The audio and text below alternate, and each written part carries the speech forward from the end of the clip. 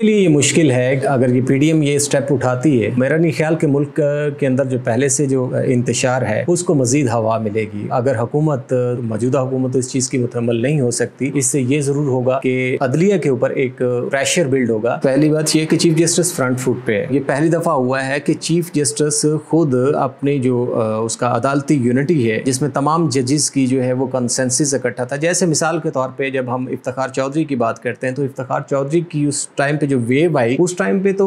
Judiciary मुनकसम जरूर थी, मतलब कुछ कहीं ना कहीं, लेकिन वो मुनकसम इस तरह की नहीं थी। जो पीसीओ के थ्रू जिन्होंने हल्फ नहीं उठाया वो तमाम जजेस एक जगह पे थे और उनके पास एक एथिकल कर्व था तमाम लोगों के पास। और सेकेंडली तमाम बार तमाम वकला तंजीमें उस वक्त जुडिशरी के साथ थी। इस दफा का जो सीन है वो ये है कि चूंकि उमर अता बंदयाल जो है वो खुद आइसोलेट हो चुके हैं, वो जुडिशरी के अंदर भी आइसोलेट है। मतलब वहां पे 7-8 जजेस हैं वो एक साइड पे हैं, खासतौर पे काजी ईसा के केस, उसके बाद बेशुमार कंट्रोवर्शियल केसेस हैं, बेंच की तश्कील है, बेशुमार ऐसे मामलात हैं कि जिसमें उमर अता बंदयाल अलग थलग हुए हैं और उन्होंने खुद अलग थलग रह के ये तमाम फैसले किए हैं। वो भी 4-5 जजेस के साथ। अभी जो लास्ट उन्होंने बेंच बनाया वो भी 4-5-7 जजेस का बेंच था जो उनके लाइक माइंडेड। उससे पहले उनके 2 जजेस के बेंच जो है वो मशहूर हुए कि जो इसमें कि वो हमेशा राइट लेफ्ट में एक जज ये उठाते हैं, दूसरा जज ये उठाते हैं और 3 का बेंच बिठा के वो फैसला करना शुरू कर देते हैं। तो चीफ जस्टिस ऑलरेडी उसमें जो अदलिया है उसके अंदर आइसोलेटेड है। दूसरा ये है कि जो उनकी पिछली वेव्स जितनी भी ये डिसीजंस आए ये वो जितनी एक्टिविटीज चली जुडिशरी के अंदर उसमें बार काउंसिल्स जो हैं वो भी अलग थलग रही हैं। चीफ जस्टिस के बहुत सारे एक्ट ऐसे हैं कि जिनके ऊपर बार काउंसिल्स ने क्रिटिसाइज किया है। इवन जब एक बेंच तमाम जजेस के ऊपर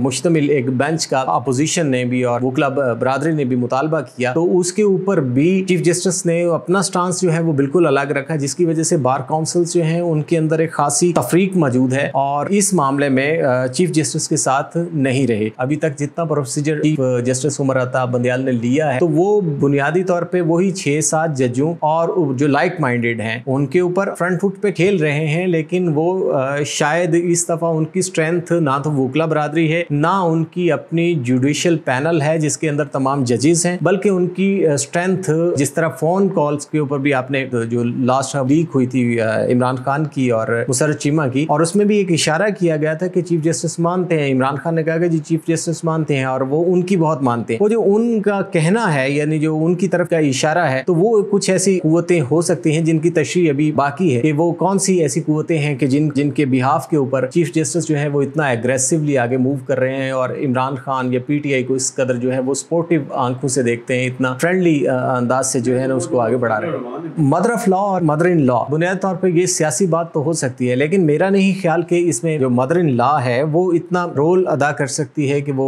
डिसीजन मेकिंग और इस कदर बोल्ड डिसीजन मेकिंग की तरफ जो है ना वो आपको स्पेस दे दे। इसके पीछे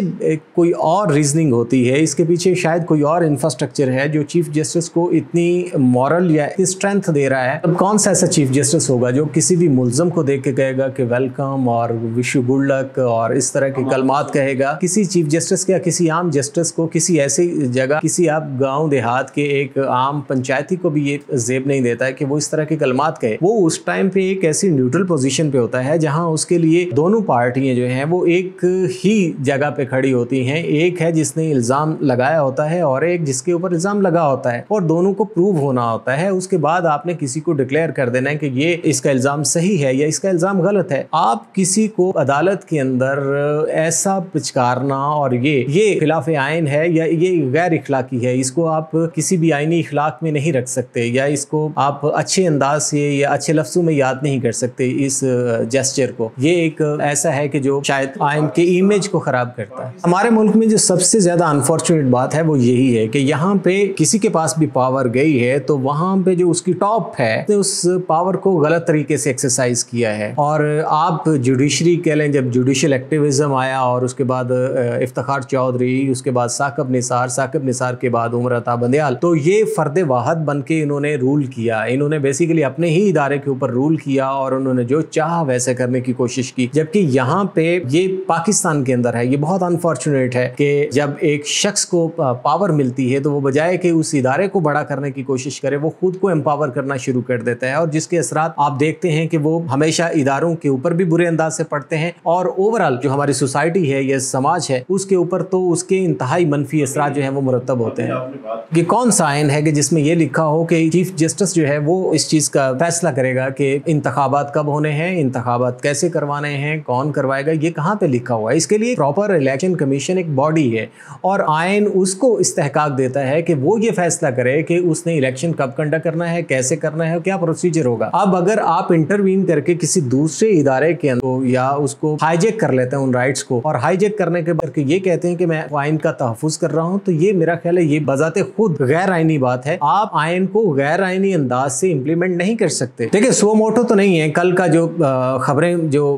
جس طرح پریڈکٹ کیا گیا بہت ساری جگہوں, ایک سیریز آف کال اور اس کے بعد خواجہ کی جو کال تھی, اس کے بعد جو اس کال کے اندر جو پریڈکشن آئی وہ سیریز آف پریڈکشن ہے. تو پہلی پریڈکشن بھی ٹھیک ہوئی, پھر دوسری پریڈکشن بھی ٹھیک ہوگی, اور اب یہ تیسری پریڈکشن ہے کہ جو ہے وہ کانٹمپٹ آف کورٹ کی طرف جائیں گے. مطلب وزیر اعظم شہباز شریف کو نااہل قرار دے دیا جائے گا اس عمر عطا بندیال کی عدالت میں. تو ایک تو یہ ہے کہ وہ کانٹمپٹ آف کورٹ کی ایکسرسائز کریں گے, کانٹمپٹ کورٹ لگاتے ہیں اگر شہباز شریف کے اوپر, تو یہ کو پہلا موقع تو نہیں ہوگا کسی بھی عدالت, پاکستان کی عدالت کے اندر وزیر اعظم کو توہین عدالت کے اور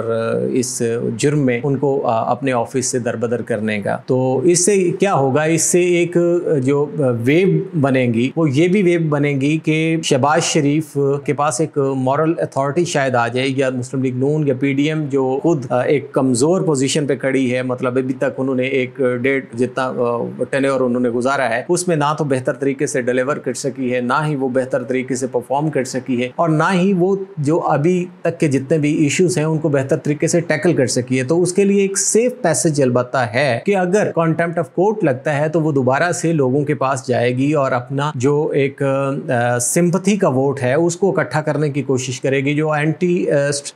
جو جوڈیشری بیانیہ جو آپ کہہ لیں کہ نواز شریف نے بلڈ کیا, نواز شریف نے جس کی لائن دی, اب اس بیانیے کو لے کر آگے بڑھنے کے لیے ایک آسانی فراہم کر سکتی ہے عمر عطا بندیال کی عدالت. اپوزیشن کیا کر سکتی ہے؟ آپ وہ اگر وہ ارد گرد کر کے 1 لاکھ کیا 10 لاکھ کیا 20 لاکھ لوگوں کو بھی لے کے عدالت کے ارد گرد آ جائے تو اس سے کیا فرق پڑے گا؟ عدالت نے تو ہمیشہ اپنے کمرے میں بیٹھ کے ایک کرسی پہ بیٹھے جج نے ایک ڈیسیژن کرنا ہے, اس ڈیسیژن نے باہر نکل آنا ہے اور وہ ڈیسیژن امپلیمنٹ ہوتا ہے. اس سے ایک نیا بحران پیدا ہوگا, جنم لے سکتا ہے کہ دیکھیں اگر chief justice Umar Ata Bandial کانٹمپٹ of court لگاتے ہیں اور وزیر اعظم کل اس دن نااہل ہو جاتے ہیں, تو اس کے بعد اگر حکومت اس فیصلے کو نہیں مانتی تو اس کا مطلب ہے کہ ایک نیا بحران پاکستان کے اندر جنم دے گا. پہلے سے عمران خان کی طرف سے جو اپوزیشن کی طرف سے یہ جو ایکٹیویٹیز انتشار اور یہ ساری چیزیں پھیلی ہوئی ہیں, پہلے سے ملک